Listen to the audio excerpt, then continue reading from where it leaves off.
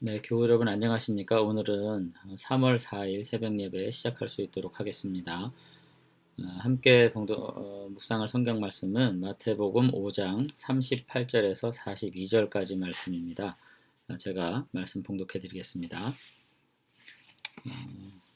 또 눈은 눈으로 이는 이로 갚으라 하였다는 것을 너희가 들었으나 나는 너희에게 이르노니 악한 자를 대적하지 말라. 누구든지 내 오른뺨을 치거든 왼편도 돌려대며 또 너를 고발하여 속옷을 가지고자 하는 자에게 겉옷까지도 가지게 하며 또 누구든지 너로 억지로 오리를 가게 하거든 그 사람과 심리를 동행하고 내게 구하는 자에게 주며 내게 꾸고자 하는 자에게 거절하지 말라. 아멘.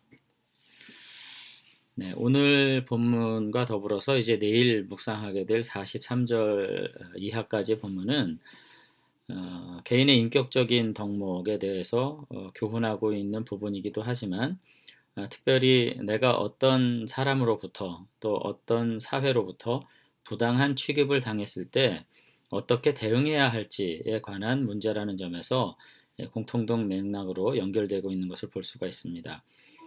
근데 이 모든 것들을 한결같이 율법 규정에 대한 새로운 이해를 도모하면서 이제 주어지고 있는 교훈이라는 점에서 예수님은 계속해서 유대 지도자들이 구약이 요구하는 윤리에 대해서 매우 피상적으로 이해하고 있다는 점에 대해서 간접적으로 지적하는 내용일 수가 있고요.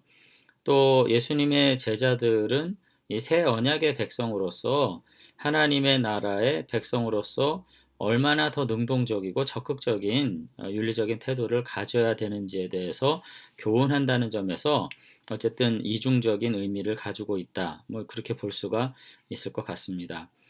그러나 예수님께서 가르치신 이와 같은 내용을 과연 당시 유대 지도자들이 몰라서 그랬을까 하는 부분에 대해서는 생각할 여지가 참 많이 있죠. 아마도 당대 랍비들도 예수님이 해석하신 이와 같은 내용에 대한 이해가 전혀 없지 않았을 겁니다. 그렇지만은 오히려 이와 같이 조금 피상적인 이해에 머무르고 피상적인 이해로 가르침으로써 그 안에서 뭔가 이익을 보장받거나 평안한 삶, 뭐 평안이라기보다 편안한 삶을 계속해서 이어가기를 원했던 것이 아닐지 뭐 그런 생각을 하게 되는 거죠. 그런 점에서 경건과 신앙생활은 결국은 정직, 뭐 어제 말씀입니다마는 이라는 덕목과 굉장히 연관돼 있다 하는 것들을 우리가 생각할 필요가 분명히 있다고 생각합니다.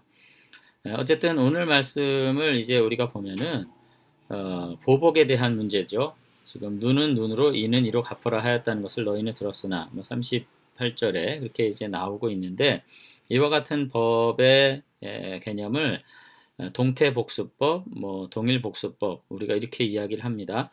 어떤 악한 행동에 대해서 동일한 보복을 하는 것이 가능하다, 유효하다, 뭐 이렇게 생각을 한 거죠. 그러니까 오늘 말씀처럼 내가 눈을 훼손당했으면 눈을 훼손하고 예를 들어서 이를 훼손당했으면 이를 훼손시키고 정말 그렇게 복수하면서 살라는 것일까? 이런 것에 대해서는 좀 생각을 할 필요가 분명히 있지요. 구약에 도대체 왜 이런 교훈이 있을까 하는 것을 우리가 좀 생각해 보게 될 때, 예수님도 그렇고 사실은 구약의 기본 정신도 그렇고 이 반복되는 복수를 통해서 피폐한 삶을 가져가길 원했던 것이라기보다는 공정한 재판의 원칙으로서 주어진 법이라는 점을 우리가 생각할 필요가 있는 거죠. 그러니까 38절에 눈은 눈으로 이는 이로 갚으라 했다는 것을 너희가 들었으나 나는 너에게 말하노니 뭐 이렇게 돼 있잖아요. 본문은 지금 출애굽기 21장 24절, 레위기 24장 20절을 인용한 것인데 이제 구약의 법을 우리가 이제 이해할 때 이 두 가지를 생각을 해야 됩니다. 그러니까 동일한 배상의 원칙, 그죠? 그러니까 내가 눈을 훼손당했으면 거기에 대한 배상은 동등하게, 이를 훼손당했으면 거기와 동일한 가치로서 배상하는 것. 이것이 기본적으로 판결의 원칙이다. 이렇게 지금 주어진 것이고요. 두 번째로는 이렇더라도 개인적으로 복수하면 되는 것이 아니고 재판의 원리로서 주어진 것이라는 점에서 개인적인 보복을 그저 무한정 허락하는 법이 아니었다는 점을 우리가 생각할 필요가 분명히 있습니다.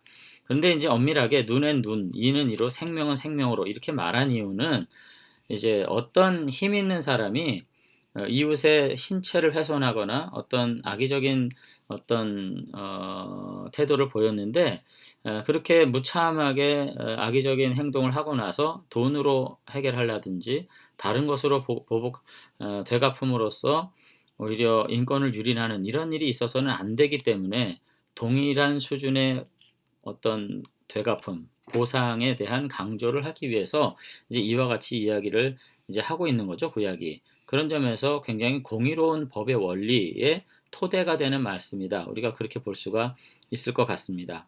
자, 이와 같은 내용에 대해서 이제 예수님은 뭐라고 이야기하시냐면은 39절에 나는 너희에게 이르노니 악한 자를 대적하지 말라 이렇게 얘기합니다. 자, 악한 자를 대적하지 말라고 했으니까 마치 이와 같은 정의로운 원칙, 구약의 정신을 부정하는 것처럼 보이지만은 예수님의 이 말씀도 법적인 권리와 공정한 재판과 판단을 부정한 것이 아니라 개인적인 보복의 수준에서 말씀하신 거죠. 법은 만인 앞에서 공정해야 되는 거고 법 집행의 공정성을 위해서는 지휘 고하를 막론하고 동일한 수준의 어떤 변제, 배상의 원리가 마땅히 정당한 거죠. 그러나 개인의 삶에서는 어떻게 해야 되냐? 하나님의 백성된 제자들의 일상의 삶에서는 이와 같은 보복과 징벌로서 유지되는 사회상보다는 뭔가는 더 나아간 정말 의로운 삶이어야 되지 않는가, 나라야 되지 않는가. 그래서 진정한 용서와 사랑을 위해서 우리가 어떤 태도를 가져야 될까 하는 것에 대해서 오늘 앞서 나아가서 우리들에게 설명하고 있는 것입니다. 그런 점에서 악에 대해서 똑같이 악으로 맞서지 말라는 겁니다. 적극적인 대항과 적극적인 어떤 선제적인 태도를 가지되 악으로서가 아니라 선으로서, 명예로서, 그리고 정말 가치 있는 삶으로서 대하라. 오늘 그렇게 이야기를 하고 있고 그와 같이 저항하고 그와 같이 마주서라. 그렇게 얘기를 이제 말씀을 하고 있다는 거죠. 그러니까 예를 들어서 이제 이런 겁니다. 39절 중반절에 보면 우리가 너무나도 잘 아는 말씀인데 악한 자를 대적하지 말라 그러시고서는 누구든지 내 오른편 뺨을 치거든 왼편도 돌려대며 이렇게 되어 있습니다. 자, 오른 뺨을 치거든 이렇게 되어 있잖아요. 근데 이 경우엔 사실 우리가 어떤 사람과 싸우거나 다툼이 있어서 따구를 이렇게 맞을 경우에 대부분 오른손잡이잖아요. 오른손잡이한테 따귀를 맞으면 왼쪽 뺨을 맞게 되어 있습니다. 근데 오른뺨을 맞았다는 건 어떻게 했다는 거냐면 오른쪽 손으로 손등으로 친 거예요. 자, 이거는 사실상 동등한 사람이 함께 다툼 가운데 있었던 일이라기보다는 사회적 지위나 힘이 우월한 사람이 상대방을 멸시의 태도로 폭력을 행사한 정황을 표현한 것입니다. 오른 손등으로 오른뺨을 맞은 거 말하는 거예요. 의도적인 모욕을 당했을 때 어떻게 해야 되나? 이거 참 어려운 일이죠. 자, 이와 같이 악의적인 모독을 당했을 경우를 이제 표현한 건데 너희들도 동일한 악의적인 태도를 가지고 대응하는 것은 옳지 않다. 이렇게 말하는 거죠. 이 의도적이고 악의적이고 도덕적인 불의에 대해서 동일한 방법으로 보복하기보다는 명예롭고 당당한 태도를 가져라. 왼뺨도 돌려대라는 게 바보가 돼서 그쪽 뺨도 맞으라. 그런 말이 아니라 이 모든 불의한 그리고 악의적인 그리고 이와 같은 무시하는 것과 같은 이와 같은 태도를 가지고 어려움을 당했을 때 보다 명예롭고 당당한 태도를 가지고 대응해라. 그러니까 결국은 이와 같은 상황을 당했을 때 우리는 내적인 감정과 태도가 매우 중요한 거죠. 마음으로 그 사람에 대한 불타는 분노와 복수의 감정을 가지고 오히려 똑같은 자가 되기보다는 이 모든 것들을 오히려 감내하는 가운데 명예롭고 당당한 태도를 가져야 되는 것. 매우 이제 고민을 해야 되겠죠. 과연 어떤 것이 그런 것인지는 각각의 현실 속에서 우리가 지혜롭게 행해야 되겠지만 가장 중요한 가치는 뭡니까? 똑같은 악의적인 태도와 똑같은 모욕과 똑같은 의도적인 악감정을 가지고 대하는 것은 옳지 않다. 이렇게 얘기를 하시는 거죠. 그리고 또 한 가지 예가 40절에 나옵니다. 또 여기도 마찬가지죠. 또 너를 고발하여 속옷을 가지고자 하는 자에게 겉옷까지도 가지게 하라. 여기 지금 소송의 문제인데 여기도 보면 속옷을 달라고 소송을 한 거예요. 악의적으로. 근데 속옷과 겉옷의 가격 차이가 있잖아요. 지금은 뭐 비싼 속옷도 있지만 겉옷이 훨씬 더 비싸고요. 당시에 중요한 재산 목록 중에 하나고요. 속옷은 그것보다 못한 거죠. 자, 이와 같은 일이 있을 때 오히려 겉옷까지 주는 당당함. 그러니까 반드시 이와 같이 하라. 뭐 그렇게 해야 되겠습니다만 그와 같은 문자적인 의미라기보다는 사사로운 것에 연연하지 않는 대범하고 당당한 태도를 가지고 악인과 대면해라, 대응해라. 뭐 이렇게 지금 이야기할 수 있겠죠. 41절도 뭐 마찬가지입니다. 또 누구든지 너로 오리로 억지로 오리를 가게 하거든 그 사람과 심리를 동행하라. 뭐 그런 말씀이 있는데 이것도 당시 로마 식민지였던 유대자 정황에서 이제 얘기를 한 겁니다. 로마 병사는 작전 중에 있을 때 피지배민들을 임의로 선발해서 자신의 군장을 지게 할 수 있었어요.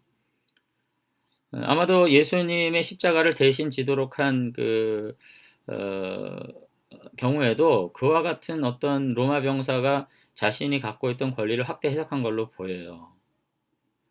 그러니까 이런 것이 악용돼 가지고 사실은 전투시가 아닌데도 함부로 유대인들을 종처럼 취급하는 일이 번번했던 것이거든요. 그러나 이와 같은 억울한 일을 당했어도 오히려 더 당당하게 이것에 대응해라. 뭐 이렇게 지금 이야기를 하고 있는 거죠. 그러면서 42절에 마지막에 뭐라고 그러냐면 내게 구하는 자에게 주고 내게 꾸고자 하는 자에게 거절하지 말라. 이 모든 앞선 구절에 대한 이제 결론적인 정리로서 모든 부정적인 상황에도 그렇게 했는데 이제 긍정적으로 구제해야 되는 그런 상황에 있을 때는 어떻게 되냐? 오히려 더 능동적이고 적극적으로 해라. 오늘 그렇게 말하는 것입니다. 구하는 자에게 주라. 정말 명예로운 삶을 살라. 이렇게 얘기하는 거죠. 그리고 누군가가 나에게 도움을 요청할 때 관대한 태도를 가져라. 이렇게 얘기를 하는 겁니다. 이게 지금 신명기 15장 1절에 그 희년 규정과 관련이 있는데 유대인들이 희년이 다가오면 모든 것을 면제해 줘야 되기 때문에 사실상 무엇을 구워주기가 어려워요. 내가 구워준다는 것은 담보로 무엇을 잡고 거기에 대한 대신 가치를 이제 주는 건데 희년이 되면 담보물을 다 원래대로 돌려줘야 됐거든요. 그러니까 담보 없이 무엇을 주는 것은 또 마땅치 않고 근데 희년이 오면 원상복귀해 줘야 되니까 담보물도 잡기 싫고 그 대신 내가 도와주기도 싫다. 이와 같은 매우 계산적인 태도를 가질 수 있는데 그러지 말고 구하는 자에게 적극적으로 줌으로써 명예롭게 그렇게 너희들이 함께 도우면서 살아라. 희년이 가까울수록 오히려 더 돕는 자가 되는 것이 마땅하다. 뭐 이렇게 지금 이야기를 하고 있는 거죠. 그런 점에서 오늘 예수님께서는 천국의 백성된 예수의 제자들이 이 땅에서 억울한 일을 당할 때 어떻게 살아야 되는가? 명예로운 원리를 따라서 더 능동적으로 하나님의 자녀다운 삶을 살아야 된다. 이렇게 말하고 있고 또 적극적으로 누굴 도와야 할 때는 그때도 역시 구하는 자에게 주고 거절하지 않는 희년이 가까워서 나는 담보물 잡기도 싫고 도와주기도 싫어 라고 말하기보다는 거절 없이 더욱 능동적으로 도와주는 이런 명예로운 삶을 살아야 된다 하는 것으로서 억울함을 당했을 때 우리가 어떤 태도를 가져야 되는지를 이야기하면서 더 능동적으로 이웃을 돕는 일에 대해서 더 명예로운 삶을 살아야 된다고 이야기하고 있는 것을 이제 볼 수가 있습니다. 그런 점에서 오늘 우리가 새로운 신약교회 성도들로서 이 땅에서 참 억울한 일 당할 때 많고 또 그것으로 인해서 참 고통받을 때 많은데 나는 과연 그와 같은 억울한 상황 속에서 어떠한 태도로서 살아야 될지 우리들이 다시 한번 생각해 볼 수 있었으면 좋겠습니다. 적어도 뭐 제가 뭐 상담 심리 전문가는 아니지만 상대방이 어떤 태도를 갖는가와 상관없이 이런 명예로운 태도를 가지고 살았을 때 우리는 내적인 진정한 자유 그리고 기쁨들을 온전히 누릴 수 있을 것이라 그래요. 우리들이 다시 한번 일상의 삶의 자리에서 악인들을 우리가 비난하고 원망하면서 오히려 그 사람들을 닮아가는 그와 같은 어리석은 자들이 아니라 다시 한번 예수 그리스도를 닮아가는 가운데 정말 명예로운 하나님의 백성들로 살아갈 수 있게 되기를 부탁을 드리겠습니다. 한번 기도하겠습니다. 네, 하나님 아버지, 오늘 우리가 개인적으로 참 억울한 일을 당했을 때 우리는 과연 어떠한 사람인가 다시 한번 돌아보게 됩니다. 때로는 힘이 없을 때, 때로는 연약할 때 사회적인 지위와 환경에 어려움이 있을 때 많은 불공평하고 불명예스럽고 억울한 일을 당할 때 많이 있지만 우리가 아버지 하나님의 거룩한 자녀로서 다시 한번 우리의 삶을 경건할 뿐 아니라 명예로운 사람들로 다시 한번 대응하고 반응하고 또 이 시대 앞에 그와 같은 자선과 헌신의 사람들로 온전히 세워질 수 있도록 도우셔서 우리들이 이와 같은 삶을 통해서 오히려 이웃을 정말로 회복하는 사람들일 뿐만 아니라 내가 행한 그 명예로운 삶으로 인해서 나의 가치를 더욱더 깊이 생각하며 우리의 자존감을 높이며 하나님의 자녀로서의 긍지와 믿음을 가지고 다시 한번 이 시대 가운데 든든히 서게 되는 믿음의 사람들이 될 수 있도록 은혜 베풀어 주시옵소서. 우리 하나교회 모든 믿음의 교우들 여러 가지 삶의 자리에서 힘들고 고단한 순간들이 많이 있지만 하나님의 백성다운 이 명예로운 삶을 통해서 우리의 삶을 도우시는 하나님을 체험하는 믿음의 사람들이 다 될 수 있도록 은혜 베풀어 주시옵소서. 주님께서 오늘 한 날도 이와 같은 복으로 우리를 인도해 주실 줄로 믿사옵고 예수님 이름으로 기도드리옵나이다. 아멘. 네, 감사합니다. 오늘 하루도 우리가 살면서 당하게 될 이런저런 어려움 속에서도 다시 한번 하나님의 자녀다운 명예로운 삶으로서 우리의 삶의 긍지를 더욱 드높일 수 있는 참 믿음의 사람들이 되시면 좋겠습니다. 감사합니다. 내일 뵙겠습니다.